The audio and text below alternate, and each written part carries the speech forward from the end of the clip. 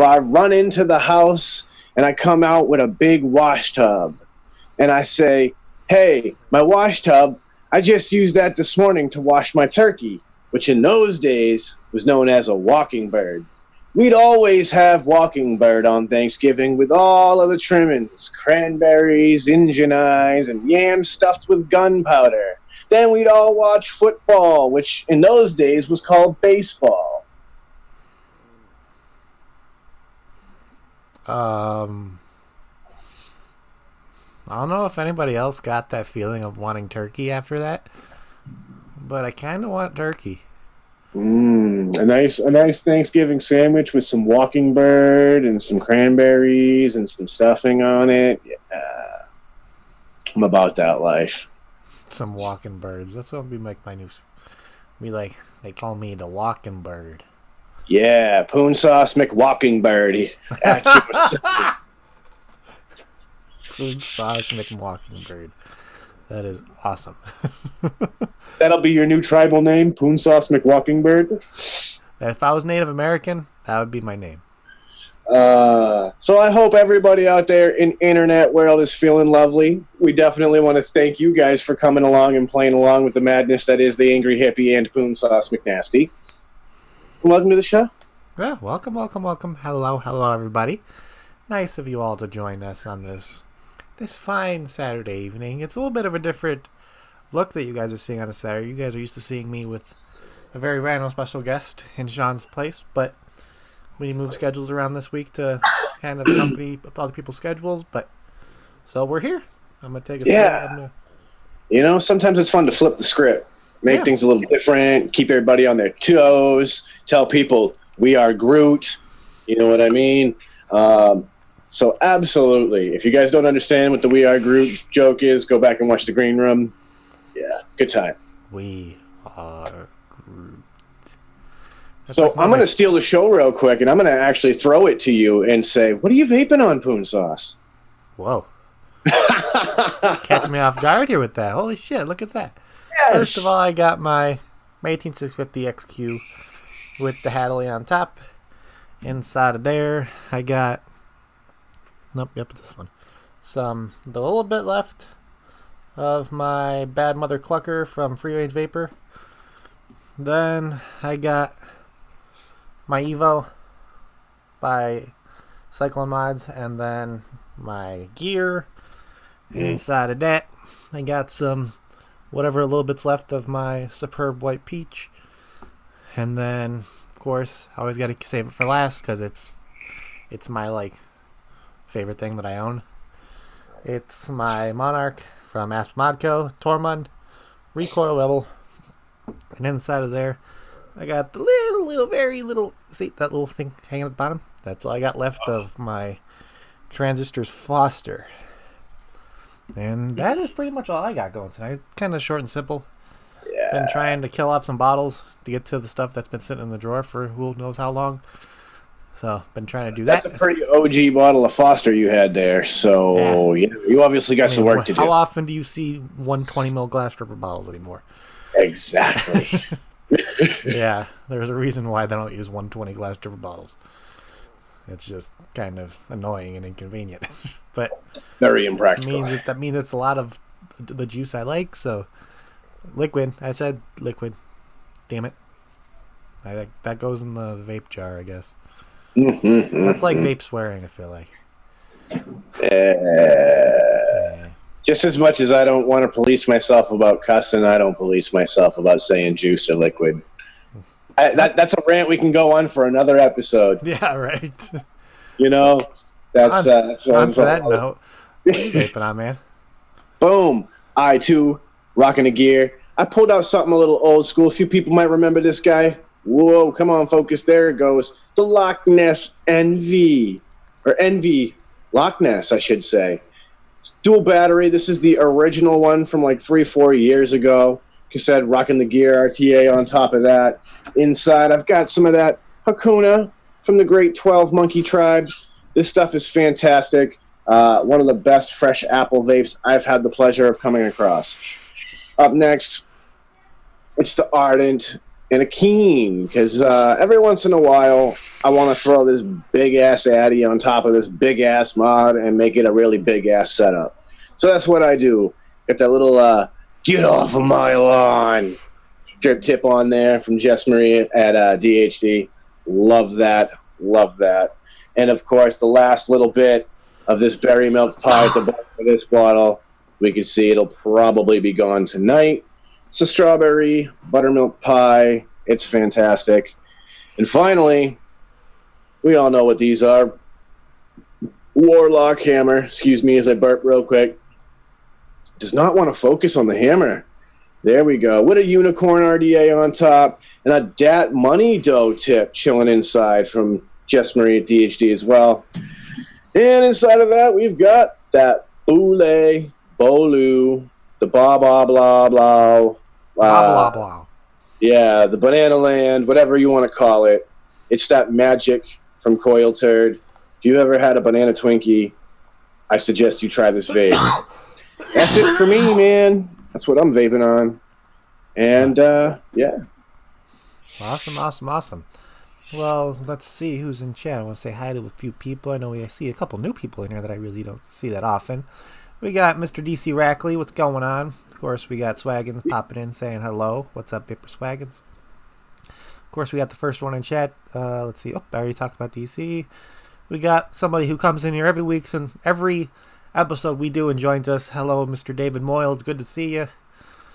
Got Vapor for Life Jen. Thank you for coming in. Of course, we got our lovely moderator, the one who keeps us all in check and supports the links and makes sure my channel is locked down, and she does it for a lot of other channels. So big shout out to Olivia Lee.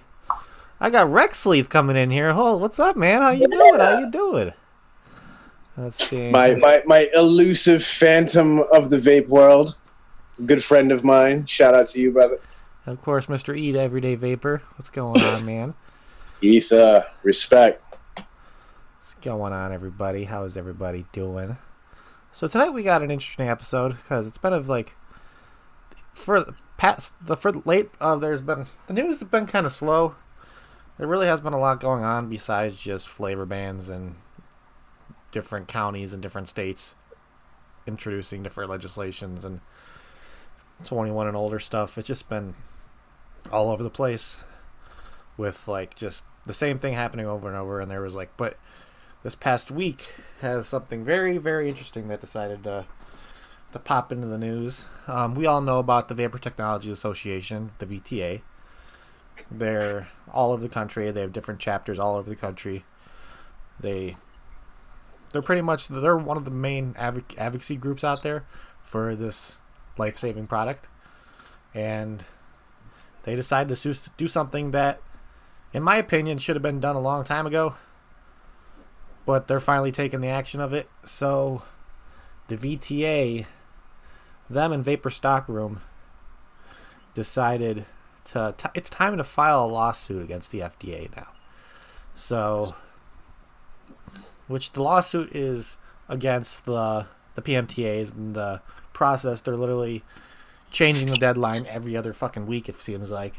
I remember because if you guys don't remember when they first announced this kind of thing, the first deadline was August 8th. August 8th, 2016. And then ever since then, let me go to see where it is, but they've changed the dates so many times, it's been insane. It went from August 8th, 2018 to November 8th, 2018 to August 8th, 2022, then changed it to August 8th, 2021, and now it is May 12th of 2020. So the Vapor Technology Association came out and be like, okay, the 27 months that, because the way they changed it to coming out in May 12th of 2020, that's 27 months earlier than what was expected from the FDA. So they came out there, changed it, and now pretty much all these companies feel like, especially all these mom and pop shops and all these different not so multi-million-dollar companies are kind of screwed because first of all, you're not giving them enough time to even come up with those funds. But you're also kind of, I'm trying to figure out how to word this. I don't know if you have a better way to word this, Sean. there's a few quotes that I've been kind of keeping here from VTA in all of this. Vaping 360 did a really good job writing an article about this that really summarized a lot of great pieces. And the VTA is asking the court for preliminary and permanent injunctive relief, forcing the FDA to propose and finalize a rule governing the submission of PTMAs, because that is, first and foremost, one of the big problems. The FDA hadn't fully figured out how to advise in the guideline process of how to submit PMTAs to begin with. So they themselves needed time to actually set up a regulatory structure for vapor technology, something that they had never thought they were going to need to worry about in its initial onset. So that was the first and foremost big issue that needs to be handled, which still, to this point, has really not been clearly handled. Next, to set a reasonable deadline for the filing of PMTAs after the agency gives notice of a finalized rule and allows a public comment period, which is required by law. They cannot take enforcement action against legal vape products until after the new deadline for filing applications, and not take enforcement action based on the recent court-imposed May 2020 deadline. Direct quote from VTA says, absent prompt intervention by the court, the overwhelming majority of the vape industry, including over 160,000 jobs at small and medium-sized businesses, will be destroyed. And that there is a talking point. I think anybody who is active in speaking with their politicians and their elected officials is something that really needs to be stressed, that you're looking at putting a huge burden on an unemployment system. You're looking at a huge burden on our welfare systems. As soon as you take 160,000 plus people out of employment in a single whack, you also decimate a bunch of ancillary industries as well. There are industries that are making a good portion of their income off the vape industry. People who are supplying ingredients, who are supplying the materials to make these products, and they too get affected. And so that even broadens the scope further. Then you get into those real ancillary areas, things like shipping and stuff like that, where they lose contracts that were there. Money that they had budgeted into their plans for their fiscal years are now gone because the industry that they were now working with is also gone. And we think about shipping vape products in a consumer manner, but we have to keep in mind that there's a lot of shipping going on for the industry itself in manufacturing. A e-liquid manufacturer is receiving, cases upon cases, pallets upon pallets of bottles. They're receiving, pallets upon pallets of flavoring concentrate and base materials, their PGs and their VGs.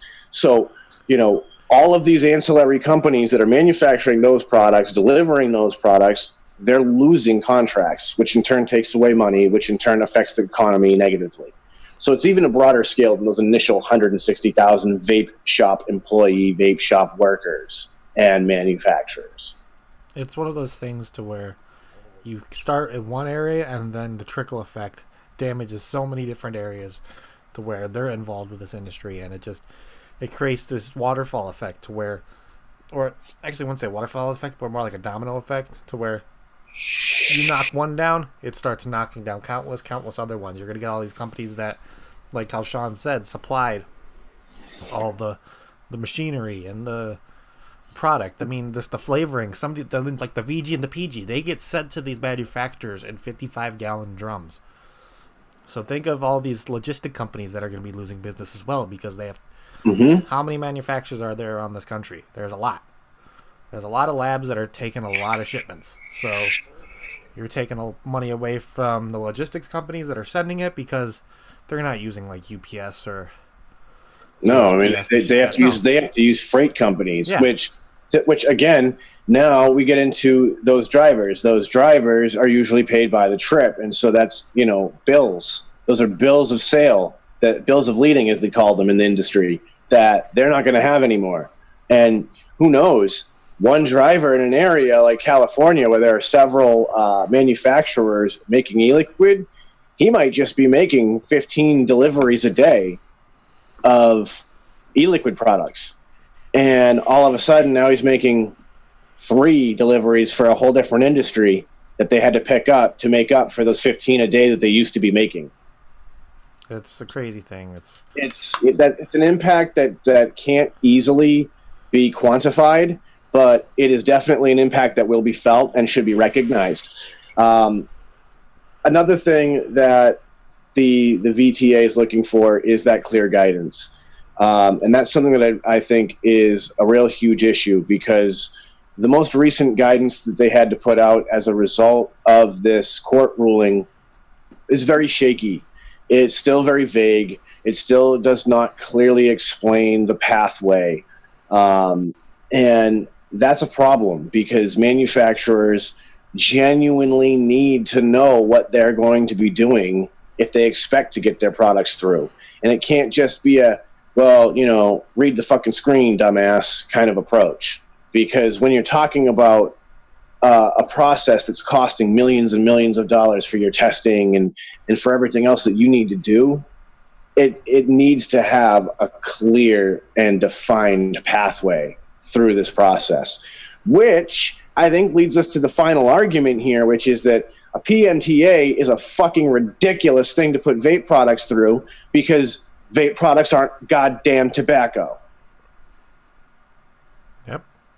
So that, I think, is where that boils down. Like, I don't think that's been an argument that's been argued for years and years and years, that all we want is to get the vapor industry not classified as a tobacco product.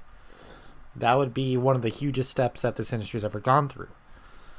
There's select states and select areas where they've considered it not a tobacco product. But the chances of that happening nationwide, I would say right now, are slim to none. With the people that are elected in office and the people that are running this country, that is slim to none of that ever happening. See, there's an issue that has to happen with vaping, and the reason it has to happen falls into another big news story everyone's talking about, and that's the lung disease with the synthetic cartridges of distilled whatever garbage was inside them. Our politicians don't understand the difference between any of this stuff. They don't. And so we need to have some common sense legislation that helps to divide all of this, because this vapor technology can be used in a whole bunch of different applications. And because of that, the technology has to be regulated from a technological standpoint, as well as the product inside needs to be regulated.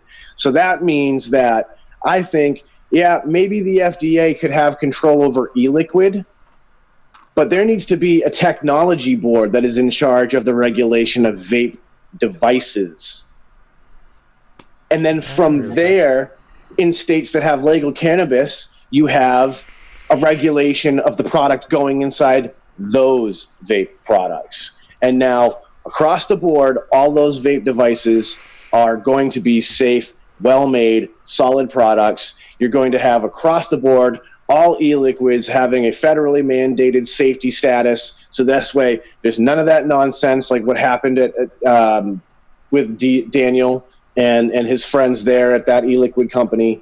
That can't happen. Like, we need to know that our e-liquids are being made in safe, clean, ISO certified labs. That's 100% needs to be part of the mandate. And I don't think a vapor on this planet would disagree. Nobody wants to vape bacteria e-juice. No. But at the same time, you can't go ahead and tell me, after everything that's continued to come out, that vaping is dangerous when there's so much data that proves otherwise.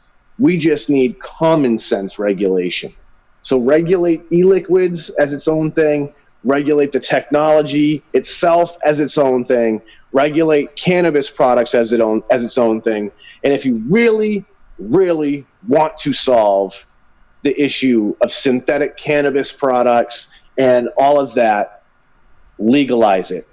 Plain and simple. You legalize it and you make it so that it is a also complete regulated industry nationwide. When you do that, no more black market, no need for synthetic marijuana. It all goes off the market. It's all gone, and what we have is safe, legal product. And that's what everybody wants. Then if your kid does decide to smoke pot, he ends up like the rest of us did growing up, with the damn munchies and not in a hospital with a collapsed lung. Mm-hmm. I mean, because it's a really big, easy mistake that these legislators are making when it comes to a cannabis product and in a card, like a little cartomizer, to where they're vaping it, and to when somebody's using an actual vape, a mod with an atomizer on top with e-liquid.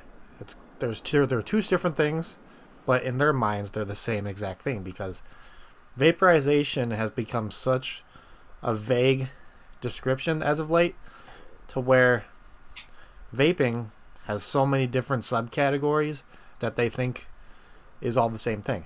Mm-hmm. They think the cardos that you use for a cannabis product is the same thing as this, which is 100% not. Completely different industry, completely different reasoning for using it. There's no similarities besides you have a coil in there that is heating up a liquid, vaporizing it. That's the only similarity to it. But they're all using it as that vaping process to make it a one big category, which is why you're seeing all these, like on the news lately, where these people are they're saying these people are vaping and their lungs are collapsing. It's not a vape product with actual e-liquid. No. It's a synthetic cannabis product they're using. Right. And so for those who don't understand what the synthetic cannabis product is, it's commonly referred to as spice or K2. And basically what's happening is people are taking some random herb. And so it's usually like, a bunch of variety of herbs that in and of themselves are probably innocuous. But more often than not, these unscrupulous spice manufacturers are putting chemicals onto these herb products so that when people smoke it, it becomes psychoactive in some effect. And we don't necessarily know what they're putting on there. So they could be putting, ammonia all over this stuff, and then you're smoking ammonia. They could be spraying it with bleach, and then you're smoking bleach. We don't know. And that shit is dangerous. I have personally seen some terrible things come of people smoking those products. And what's worse is that it is totally easy for people to go learn how to make a extract and a concentrate version of that.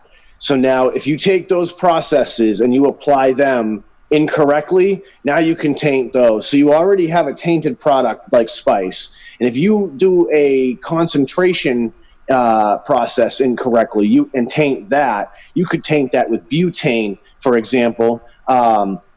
Now you've got a couple of really poisonous chemicals that should not be vaporized into people's lungs, and you've got them both. And who knows, because depending on what other chemical that other stuff is sprayed on the plant matter, we may have something that's a severely dangerous chemical reaction. And then you have people vaping these products because that's what they have access to on a black market. And it's so simple, because like in a state like California, in a state like Colorado, in a state like Massachusetts, where there is a market like Illinois, where there is a legal market, even the black market is selling legal products. Because let's be honest, unscrupulous things happen, and a case of products falls off a truck and makes its way into the black market, so to speak.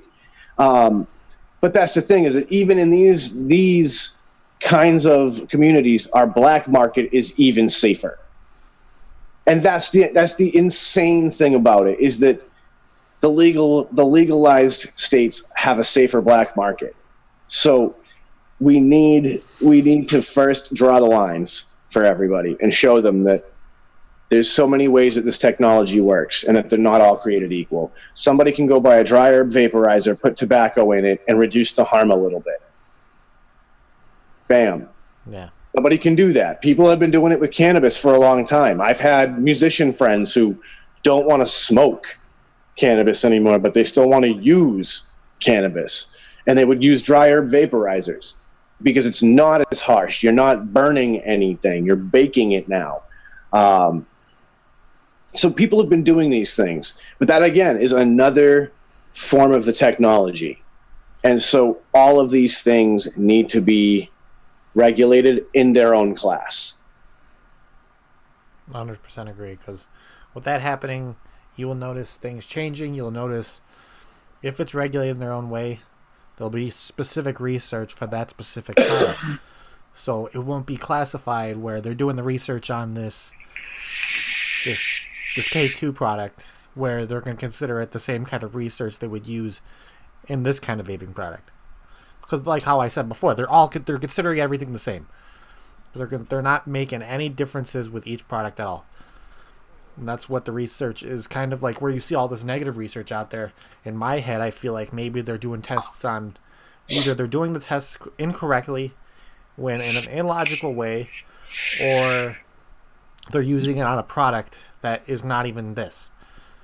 Which is where you could be seeing all the ones where there's formaldehyde in your vapes, or your popcorn lung bullshit, and this, all the stuff that's been disproven to be in vapor products, and it's all the stuff that the mass media is spreading around like crazy still, because that's what they want to do. They want to bring fear into you.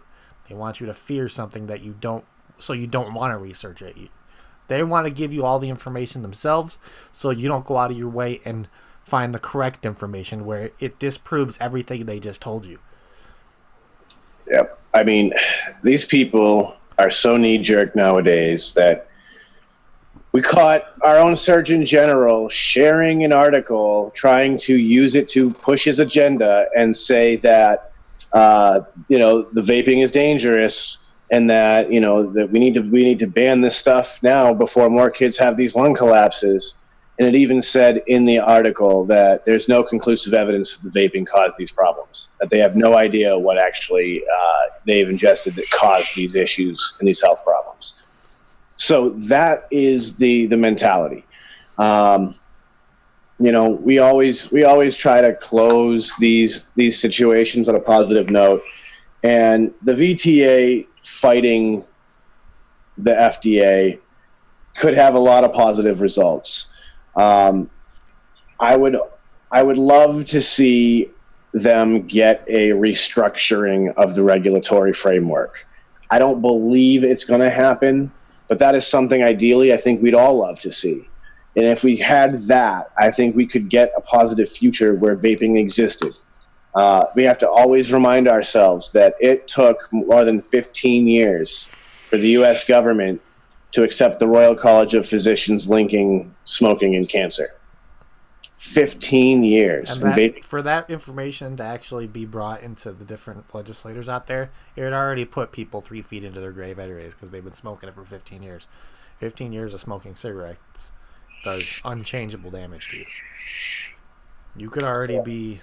Your life could already be cut in half because of that 15 years. So we have to remind ourselves that it's always going to be slow progress, but we can definitely get the wins, and this has the potential to be a big win. I urge everybody to follow the VTA. I urge everybody to follow CASA, and keep up to date on this, and do your part.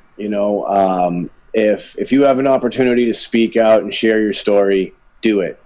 If you have a spare day that you can go see your elected official and tell your story, do it. If you got 10 minutes and you can hop on Twitter and comment a link back to one of your local politicians, do it. It's time we can make the change. Yeah, the VTA is taking... This is a giant chess game right now. The FDA made their first move, now we're making ours. As an industry, this is a fight that could possibly we can win, and there is a big giant possibility that we can lose. Everything, all the cards are on the table. Everything is out there, black and white, and this is something to where the public has to pick a side. You have to pick the side of vaping, or you have to pick the side of the FDA. It's that simple. And I want to see what happens with this. I hope this isn't one of those things to where, like how that one that one GoFundMe, the Sue the FDA GoFundMe, never happened, and everybody got so high into that? Well, I mean, it did happen, but that's the problem with this kind of thing, isn't it? Is that this shit is long, drawn out, and an exhausting process. A lot of people haven't spent time in the court system. I have. I was not a good person in a younger, former life, and I've spent time in the court system, and it is always a drawn-out process. There are days that you show up to the courthouse and you spend from the moment they open the courthouse at 8 a.m. till 4 o'clock in the afternoon when they call you, and they call you in the room for 5 minutes, issue a continuation, and you come back in 4 months. That's the process.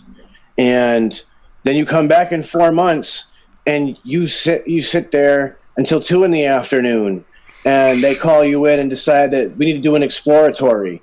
And so we need, another 4 months to get some more information. And so they give you a date for 4 months out. And so on and on and on it goes.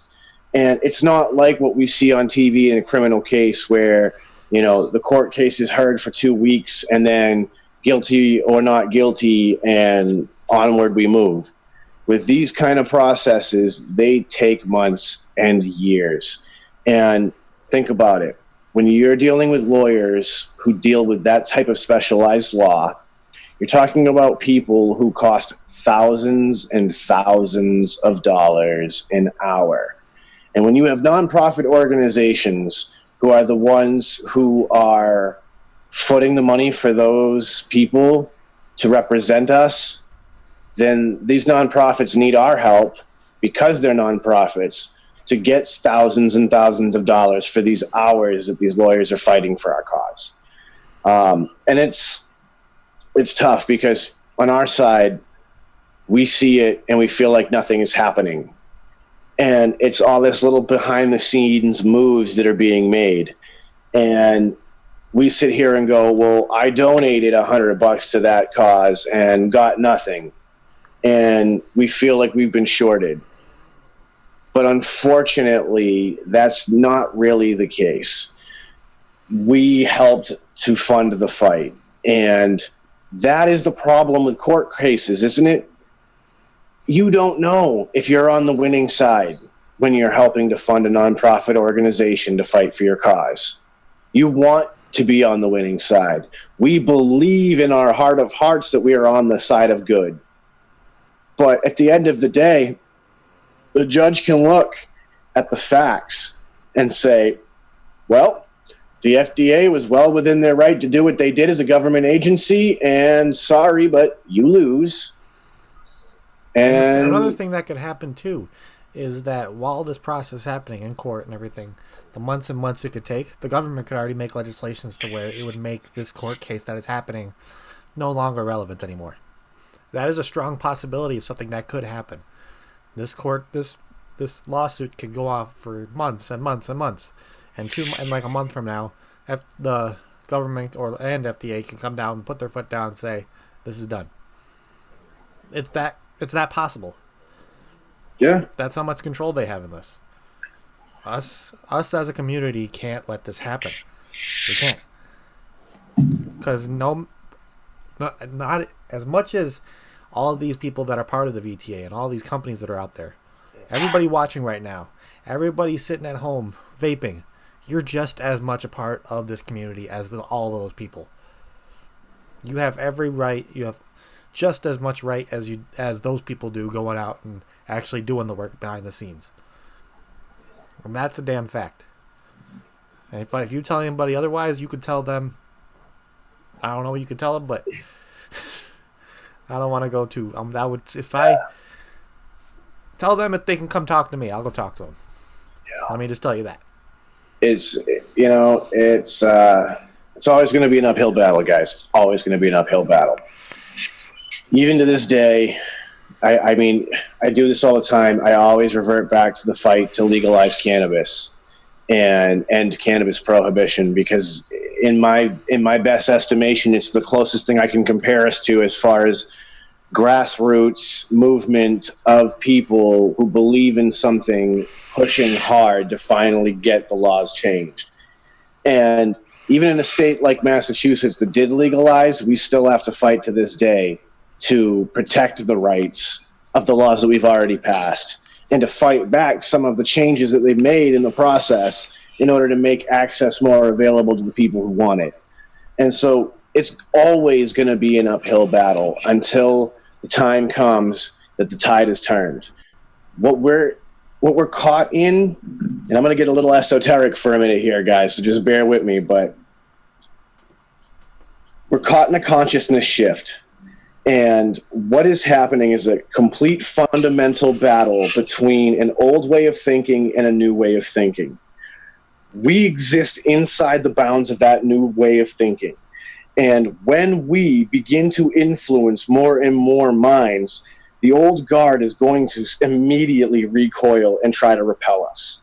The goal here is to use our positive energy and the facts that we have of the positive nature of what we have in vaping to propel what we know to be the truth forward. As we do that, we can begin to shift the overall fundamental consciousness of the entire world when it comes to this. And when we begin to get people to see that there are new ways of thinking about things like technology and public health, we can begin to shift the ways of thinking in other aspects of life too. It's already been shown. There's so many different ways that it's already been shown in different avenues, different ways that, like, give tattoos for an example. The old way of thinking of tattoos is you can never get a well-paying job if you have tattoos. Look at it now. I would say tattoos has become completely done a 360, and it's completely acceptable nowadays because it changed the old way of thinking to a new positive way of thinking. Because back in the day, if you had tattoos, you were either a criminal or you were like, people thought you were a druggie and everything. It was bad. But nowadays, tattoos are considered art. In my opinion, they're always considered art. And people look at them. People look at somebody with tattoos and look at them and say, this person must have a story, because they're telling that story with the art that is imprinted to their body. And that's a prime example of the old way of thinking and the new way of thinking becoming something that could possibly make giant changes for people in this world. So think of that, and you could put in the same aspect when it comes to the vaping technology and the cannabis technology and all that stuff. Put that in the same aspect of it. It's not going to be there's not going to be many similarities, but in the overall principle of it, it's the same thing, because you're trying to change the old way of thinking that has been inbred into people's minds for years and years and years and years, and try to get them to think about something that morally is different to them. It's something different than they were raised on. It's going to be a tough thing to do, but like I just said, it's possible. It's something that we've seen happen, and it's something that we can make happen. Absolutely. You know, I think a closing thought here that we could probably bring this all together with is, you asked the question earlier this week of how you would get somebody who had burnt out on activism and advocacy back involved. And I had said I would find an abstract way to show them the positives of what vaping and what the fight is, it has for it. That, to me now, is one of my challenges to everybody watching and everybody listening. I want everybody who has some passion in their life to find a way to combine that with their passion for vaping. So it can really be as simple as, you're a train collector. You like to collect model trains, but you also love to vape. Combine the two. Get your message into that community for a minute. You're a photographer and you love to shoot landscapes. Shoot a landscape and talk about vaping while you shoot that landscape, when you present that photo on your Instagram. If you're a musician, pen a little jam and talk about vaping over it for a minute and put it out there real quick as a little recording. There are many different ways that we can use our passions, our skills to further this message. And we need to sing the positive message more than anything else, because the people who are against this community and this technology have a negative view of us and a negative view of the technology. And we have the ability to show them otherwise. And so we can do that in a whole multitude of different ways. And when you find the way that fits for you, run with it, play with it, have fun. Maybe, you know, maybe you're a painter, paint something and use it as your political speech. There are so many ways that we can use something that we have. Write a little blog article. You know, I mean, I can go on and on. You know, make a witty cartoon if you like graphics, and you can make memes. Make a smart alecky meme about it. I mean, there's so many things we can do. We just got to do them. And sometimes 5 minutes a day is all it takes to make a change. 5 minutes of your day. There's 24 hours in a day. 5 minutes? I don't think that's that long. Do you? No. You can nothing. Some of these things you can do while you're sitting on the can. Yeah. Instead of scrolling through Facebook for 5 minutes, you can do something to spread the positive message of what vaping can do for people. Mm-hmm. Even spreading that message could be learning new information as well. Because you learning that new information, you can spread that information to other people. And so when you're sitting on the can, when you get to work in the morning, after that first coffee, and like Sean said, instead of scrolling through Facebook, look up some different studies and all that stuff. Go on Vaping, go on Vaping 360, go on Vape News Magazine. Each one of those websites has fantastic articles by fantastic people who are very passionate about this industry. They're showing their passion in ways to where we can understand it, and ways for us to be people that we can go out there and use that information that they're giving us and make it spread in a positive outlook. That's like how Sean explained earlier. They're showing their passion and they're using it. That's like these people that are writing for these websites and all this stuff. They're a prime example of going on there and like writing a blog or learning information that can help others. That's what they're doing. They're doing it they're not doing it for their own personal gain. They may be making money out of it because it's a job. But I bet you these people are getting more satisfaction that people are actually reading that content and using it to spread the message that is being tried to be spread through all that and informing others. That will spread so much more positivity and make somebody feel that much more better than any amount a paycheck can do. Because happiness is not made by having money in your wallet. No matter what somebody says, true happiness does not involve money. True happiness is involved by spreading your passion, spreading positivity, all that kind of thing. That's the God's honest truth. Where's Swags when you need him? Yeah. Man, you freaking going faster than me with beer. Yeah, that one's gone now. So I think that means it's time for us to wind it down. Yeah. I want to thank everybody that's joined us tonight. You know, we say it often. This isn't always the prettiest subject matter to talk about, but it's the important subject matter to talk about. And it means a lot to us that you want to come here and join us and engage in the conversation with us. Don't forget, reach out to us on any of the social media platforms if you have questions, topics that you'd like to hear us talk about, guests you'd like to see us bring on for what's in the news. Yeah. You know, if you want us to get somebody's opinion on vape news and advocacy, you know, don't hesitate to reach out. We're We're open to suggestions. We're we're, an open book. we're always available to help the community. We want to hear what you guys want us to do. Any kind of topics you want us to touch on, let us know. Anything you want, like he said, anybody you want us to bring on and hear if they're involved in any kind of advocacy, want them to touch on anything they do, we'll make it happen. Yep. I mean, little bit of a hint. I'm already working on trying to get a member of my local VTA to come and talk with us even more in depth about what the VTA's been up to, not just in the efforts to fight the FDA, but in some of their efforts, in varying cities and towns and states.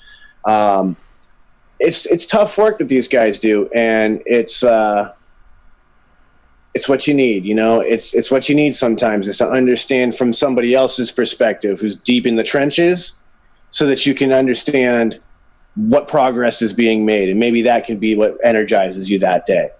So, like I always tell you, don't let the bastards get you down. That's exactly what I mean. Don't let them get you down. Be cool and don't be a dick, because that's what we got to do, right? Got to keep you cool, and you can't come at them and be a dick. You got to approach these people with a level head. And then, of course, we're going to keep it cloudy. We love you guys. Keep fighting the good fight.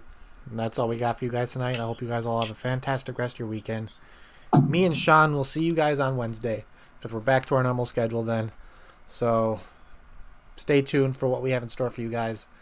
We thank all of you from the bottom of our hearts for coming to hang out with us. We wouldn't be doing this if it wasn't for you guys. And again, like you said, let's just fucking keep it cloudy. Love you all. Stay safe.